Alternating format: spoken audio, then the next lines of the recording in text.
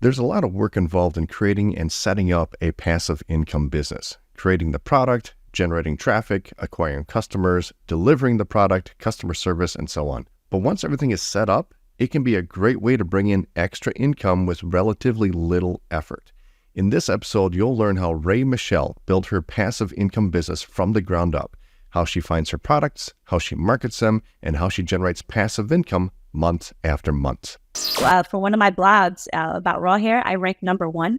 So, really, it works. So she's generating those leads, creating those customers, and then she's creating repeat customers through her follow-up process. And so with paid traffic, what we want to do is we want to test with quantity first and then work our way up towards quality.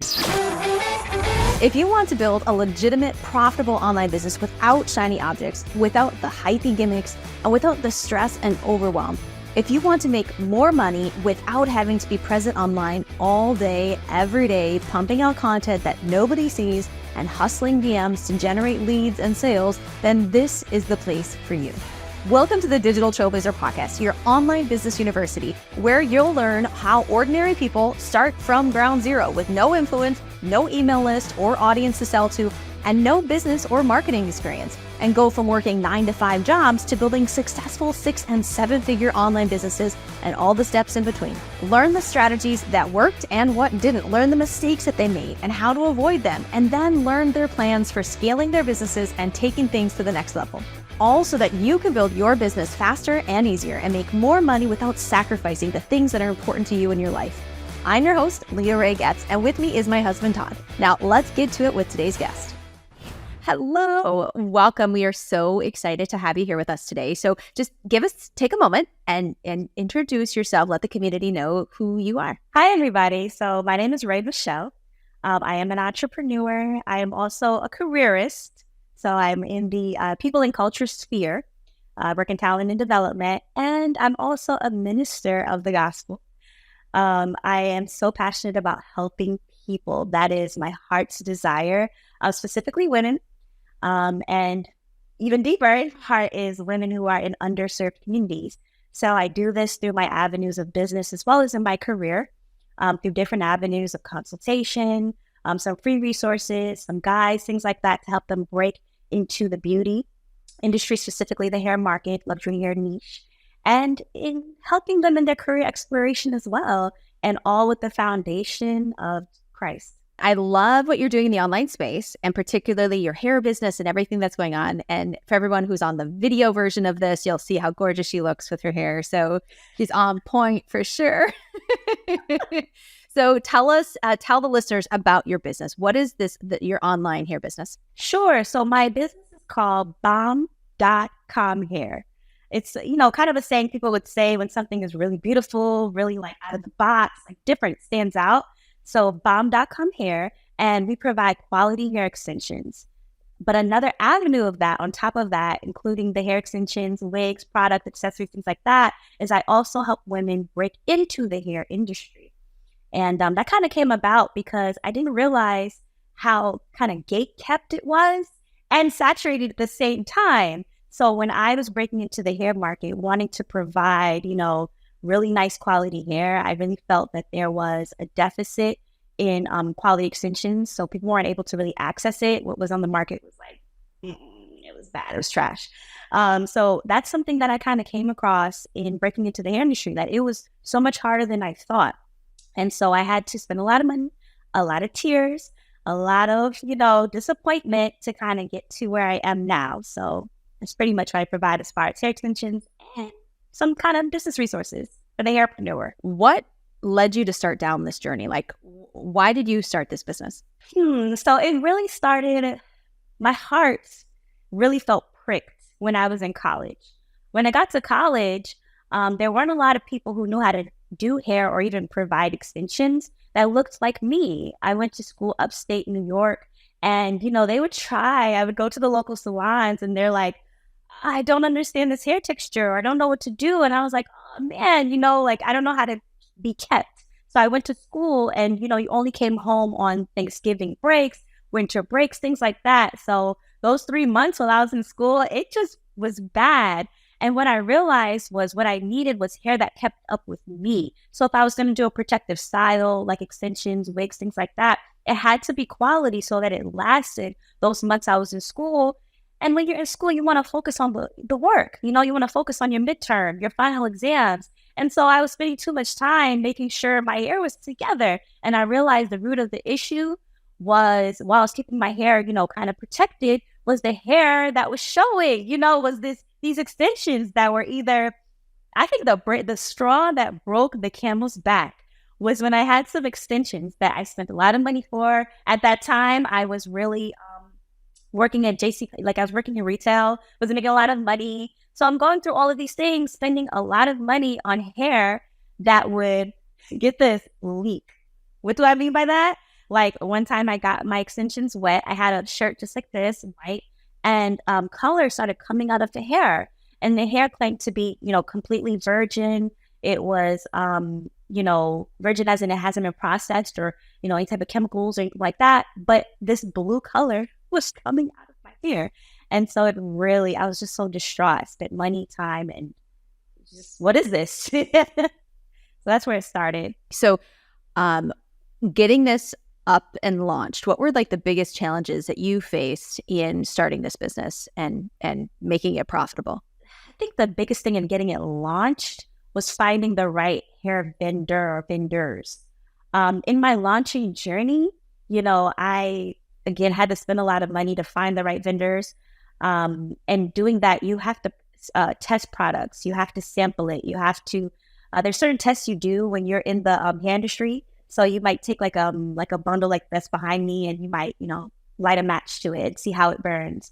You might wash it and see what comes out of it. You know, you might bleach it and see what color does it turn to and how long does it take to develop. You know, there's so many different tests you can do. But even before getting to that point, it's like you have to know who you're reaching out to. You know, like a lot of people who sell hair, you know, at the wholesale price are not in the United States. You know, they're across the sea. So hair is mostly imported. You know, they're exported from like India, China, you know, these different places, Vietnam. And so you don't to get even to these people is extremely hard. So I had to learn, you know, how to communicate, you know, and I'm now running on a different time zone, download the correct apps, start off with the right email, the right messaging, and then try to find out what kind of hair that I want to provide at the same time, because the type of hair that you provide is what your business becomes known for. So it's just like if someone sells purses, you know, you could sell purses that are, you know, from very low in retail, right? $5 purses. People will buy it. There's a market for that. And then you can sell Louis Vuitton purses, you know, there's thousands of dollars. People are buying it. So, you know, what do you want to be known for? So I had to really go back and ask myself, you know, what do I want to be known for? What again is my mission? What's my vision? What do I want my branding to be? And all of that had to reflect the hair and the service that I was providing. And so I ran into a lot of walls, really finding the right vendors, because at the same time as I'm getting some good vendors, they may be, you know, going out of business. This happens. Mm-hmm. You don't know what's going on across the seas. You never really meet these people. And so I felt that in the beginning and also in the pandemic. In the pandemic, you know, I'm getting a lot of hair maybe from China, you know, and they're closing down their businesses, you know, right? They're not exporting. They closed down before, you know, a lot of America closed down in the pandemic. And so things become a halt. So now you have to have a database of vendors. So if this one doesn't work, you have this one, but they're still good. They're still reliable, because you can have a vendor that has great hair, but they have poor communication. Mm-hmm. Now that's reflected upon you as a business owner with poor service or poor communication. You know, they have poor customer experience, great hair, but you can't get in touch with them. So, you know, there is finding those right vendors was, to me, the hardest part of this journey. Do you have just a quick tip for people who are going into or inspired to check out the physical product space? Like, what's just a quick tip on finding vendors? Like, where do they even start? I think that they can start on Google. I think that, I know it sounds like so, I didn't know that it is like that, but with Google, there's so much information. But I think that if you have your mission, your business plan. If you really start off with your business plan, even if you don't finish it, but you have those core things like your mission, your vision, what are you really aspiring to do through this business? Not just sell hair, like what do you really want to achieve? Then you can start to really niche down, or you can start to really, hone in on what am I looking for? And then, you go to places like Alibaba, you can go to AliExpress, you can go to, I say Google. Like there's some other places I could say, I have that in a PDF that, I'd love to share with you guys. But Perfect. yeah, there's other places you can go that really may not exist just on Google, but it's the best starting place. You start from somewhere and then you start to funnel down as to what kind of hair or vendor that you want to have for your business and your brand. I was going to say that's the point I really like about finding a great product and just the testing process that you went through to make sure that it was like a real good quality product, because that is really just the backbone of your business, is the product itself. Because there's, a lot of the Amazon FBA out there, and there's a lot of people selling the opportunity of, hey, launch your own, e-commerce business, sell on Amazon. And there's so many people out there that are just sourcing products that they haven't even tested, and they're putting it out there, and the thousands of dollars that you need to spend just on the inventory, then getting it shipped over, and the amount of time it takes to get shipped, and all the inspections and everything else that needs to take place. By the time you list it on Amazon, if it's not a good product, I mean, that's a minimum, $5,000, $10,000 on the cheap side to source a product like that, that if you get a couple bad reviews right off the bat, you're going to have to sell it at such a discount, you're taking a loss, and it may not even sell. You may have to dispose of it somehow. And it's the same thing even in the digital product space. For example, in the affiliate marketing space, you're looking for a product to promote as an affiliate. And there's so many people that are just looking at, how much does it cost and what is my cut of that? And they're like, so they're looking for high ticket, they're looking for 50% commissions, and it doesn't matter what it is, and they're reselling it. And there's people that are getting pulled into scams like this because the actual product that they're selling is not good. Or even, people into coaches, in the course creator space. A lot of this is in people who are selling, marketing coaching or business coaching or business courses. And they haven't even gotten the results themselves with the strategies that they're teaching. And yet they're trying to resell it, or they learn some strategy from a guru. They haven't even tried it themselves, but they create their own version of it and they try to resell it. And they don't even know if it works, but they're saying it works. And they're saying how many millions of dollars you can make, but yet they haven't had results and they don't even know if it works. And that's what I really like about your story, is that you actually went through that process to make sure that the actual product is amazing. And now you've got this amazing resource that, this PDF of these vendors that are good, that are in our quality. And that's a valuable resource just in and of itself. I just want to really add to that, because that's how I went into it, thinking, oh, okay, I've, found this is going to be easy. This is drop shipping took over at a certain point in time, just a few years ago. And they were just like, yeah, you can just get this product and you can just sell it. And I'm like, oh, okay, this is going to be easy. I've tried it myself. But there's so much more that I had to learn in the business owner to really test out a product. I had to really make my internal process more rigorous, because a lot of people are doing exactly what you're saying, even now, because they're selling this opportunity to drop ship, but they're like, yeah, just resell it. They haven't tried it themselves. And so if they have a good marketing team behind them, they're going to make a lot of sales, like they just, it's going to sell itself, but they're going to get a lot of returns. They're going to get a lot of bad reviews like that their reputation is down the drain. And people talk. Now people are blowing up on TikTok just for reviewing people for not doing a good job or not having a good product or saying they're a scam. People are like drawn to that now in this day and age. But, speaking to what you're saying, between a business service or a product, a lot of people are not testing it out themselves. And that is, especially in the beauty business, that is where they're failing. Because hair is something you like in this industry, with beauty and hair, it is something you wear every day. People are going to look at you and see it.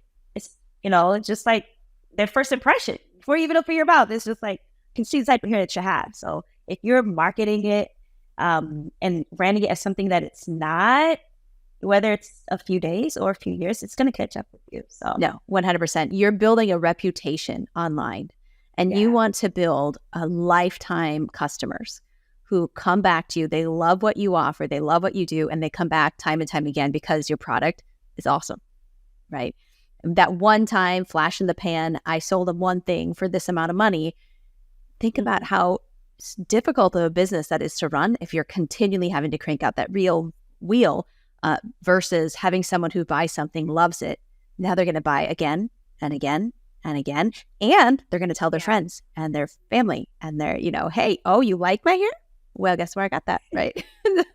Yeah. Exactly. So I want to shift gears a little bit into the marketing strategies that you're using, because you have a beautiful website, I have to say. Thank you. So how do you sell and get customers? Because I know a lot of people are loving the idea and concept of selling a physical product online, but they have no idea how to get customers. So what are your strategies for that? Ooh, so to me, right now in my journey, I think marketing is the hardest part.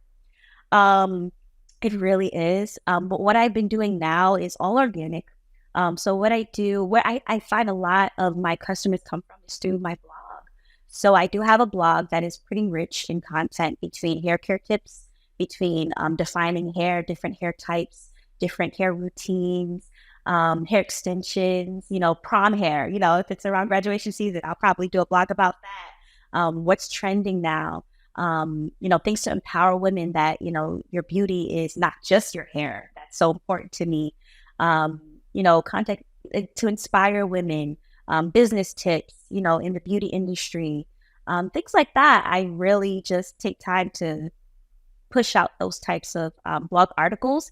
And so, when I look at my analytics, they kind of come through my blog. So I try to focus on that and self-educate on optimizing my blog between a header, between the ATL, ALT, behind the images, things like that. So just really learning, keywords into my blog. So, and it shows, my analytics from my platform shows me where they're clicking, where they're landing, and then finding what can I plug into my blog that brings them to, a page to shop or some other, blog that might be related. So for me right now, that's my number one. I wish I could master it more, because to me, it's the best. I mean, I like social media as well. I feel like with social media, I do post.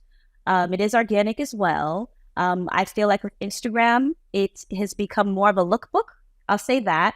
With the understanding that I haven't mastered, like Facebook ads or social media ads or anything like that. TikTok, even though Instagram and TikTok are both social media platforms, they work so differently. Just in my organic user experience, they really work differently.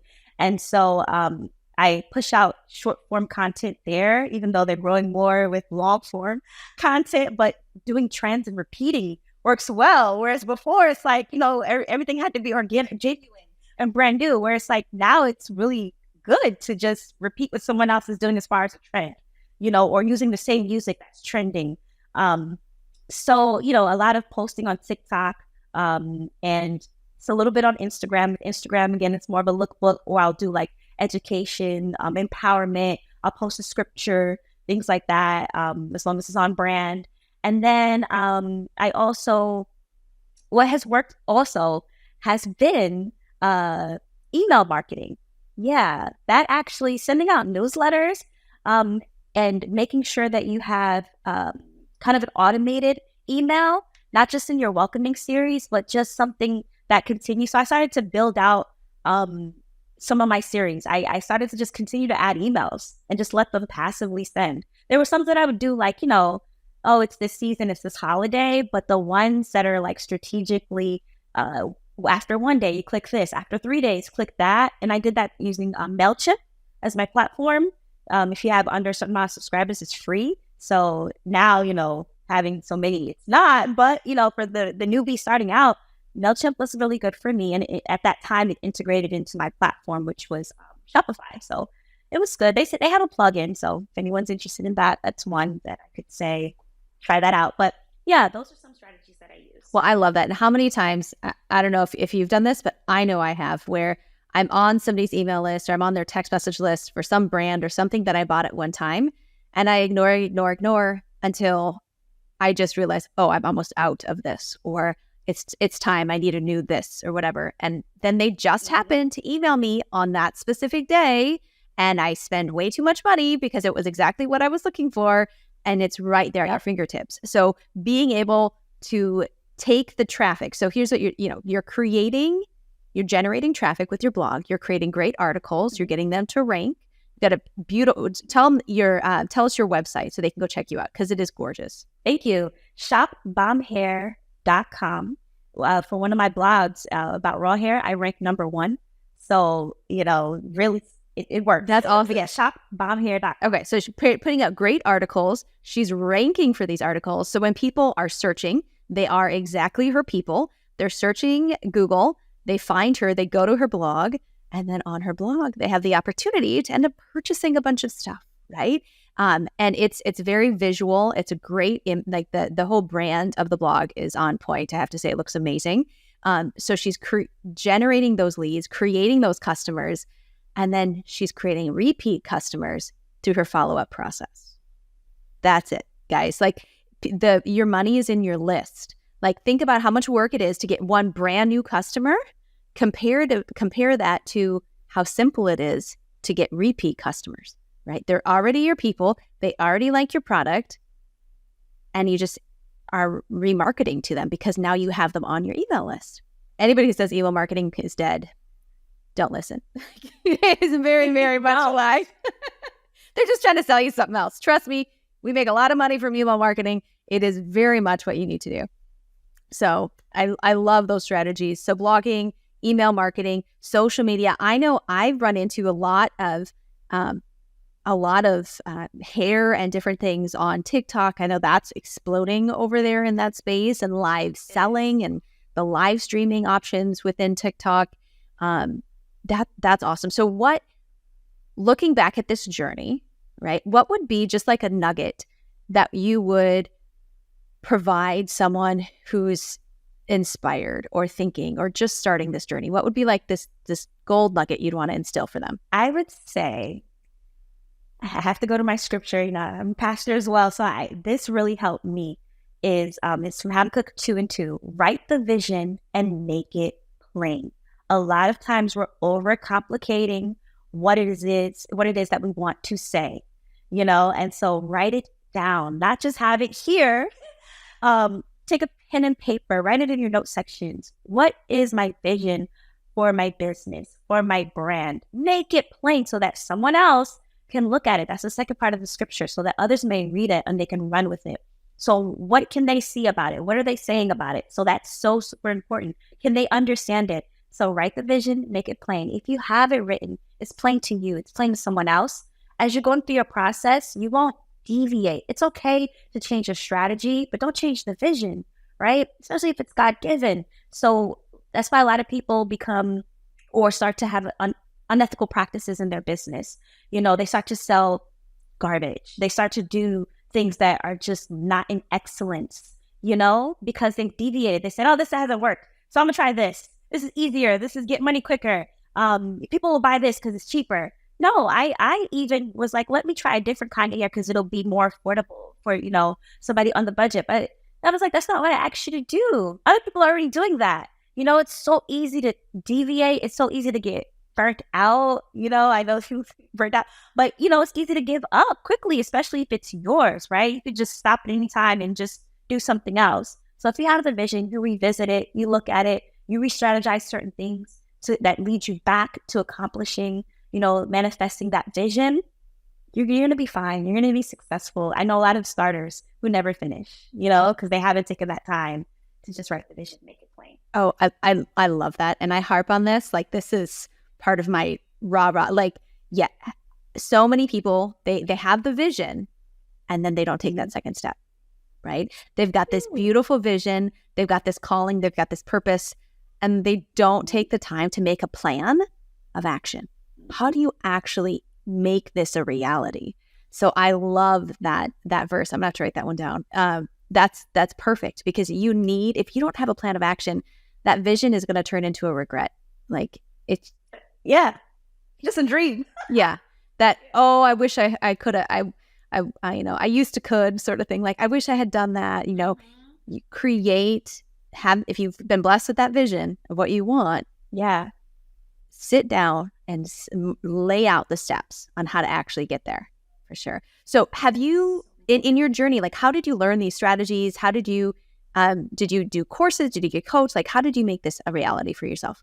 Initially, when I was starting, I actually utilized a lot of free resources that are out there.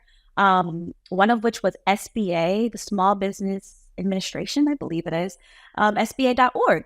And so I went to SBA, and they have some sites that were local to me. So I went in and I said, I don't know where to start. I just know that I want to do this. And they sat down with the core, because no matter what industry you're in, there are just some core principles that you have to enact, that you have to have. And so they kind of walk me through, incorporating. They walk me through, you'll need, someone for taxes and finances. They walk me through legal. They walk me through those different types of things that you just need at the core.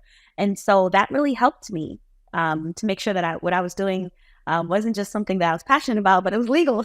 Right. That's always a good idea.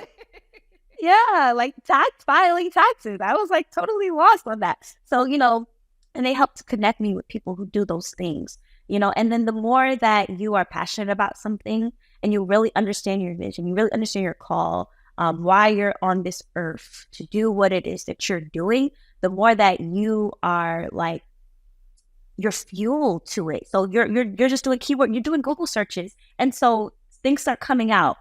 For example, just like how Facebook works, where maybe you're looking at flowers and then all of a sudden 1-800-Flowers, just nonstop is coming up. That's what started to happen to me as I'm looking at how to start a hair business, how to look for vendors on Facebook. The way the algorithm was set up, I started to be connected to other people who had free resources that maybe were upselling some type of service that they had. And I learned on their free webinars. I learned through an actual attorney, because you can get all type of legal advice anywhere, through an actual attorney, of what kind of legal business entity I wanted to exist as, what type of corporate structure I wanted to have.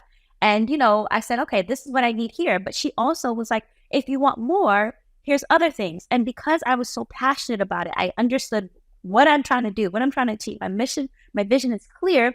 I continued to do research on YouTube and things like that. And where I invested, I did. Where I needed to invest, I did. Like I needed to learn a little bit more about Facebook ads and Facebook market, things like that, and that's still in my heart. We're still on my journey, but, just putting in the time. If you don't have the money, you will have to put in the time, and you don't want it to be a miss where you're just mindlessly doing things. You got to really have that vision and know what it is that you're trying to accomplish and achieve right next to you. So as I did that, I'm telling you, like the resources, they weren't just coming up, but they were coming up. You know what I mean? Like as I'm typing in one thing, my search changes. You know what I mean? Now I need this next level. So I started with the SBA.gov. I started with free resources, like going onto YouTube, putting in the how to start this. And then it may say something where I'm like, oh, I need to look a little deeper into that. So I got connected with an attorney for free who helped me, in this journey, because I was willing to put in the time. So if you don't have the money, make sure you're ready to put in the time. No, yes. It's one thing that I always say, you're either going to pay in time or money, and usually both. It's just to what degree, right? So that brings me to my next one, is like, what are your next steps? Like, how do you take this business to the next level? What does that next level look like for you? So the next level is going to be a lot of investing into paid avenues of marketing for sure, because I want to offer something that is even more personalized, that is even more one-on-one between this and my experience in the talent sphere, or HR, human resources sphere. They call it people and culture now, like Meta and Google, people and culture. But how to hire the best people for your team, even if they're volunteers. There's a way to do that, I'm telling you. And so being able to offer that and then automate selling that without having to always directly do it or getting posts or something like that. So that's my next level, being able to, one, re-strategize my marketing, but two, I want to be able to offer this service in a greater, more personalized way for people who need this type of help and this type of service. So I think it's really inspiring for folks in this economy. Let's face it, the economy sucks. Like there's a lot of people have struggled, and the once very secure job that they had maybe isn't so secure. And so the idea of having some side revenue, a side business that is set up very passively, is super appealing in today's marketplace. Like that is a very enticing type of avenue for a lot of people to go down. I think it's amazing what you've done. Our expertise is that next level, clearly, of what you're looking to do. That's what we do here at Digital Trailblazer. So just some nuggets and some tidbits to think about as you're moving on into that next space. I think whether you're put together a program specifically helping entrepreneurs build their team and team development, or you create a program teaching people how to launch their passive side hustle hair business, both of those could be very good.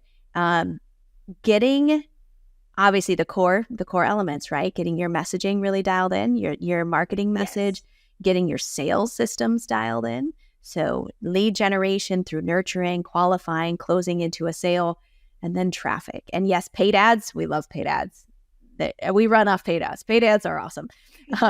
We love paid ads. Making sure, though, that you first have those other two dialed in before you're jumping into the paid ads, or you're not going to make any money with them, right? It'll just be another expense versus something that you're going to get a return on investment. So, Todd, do you want to jump out?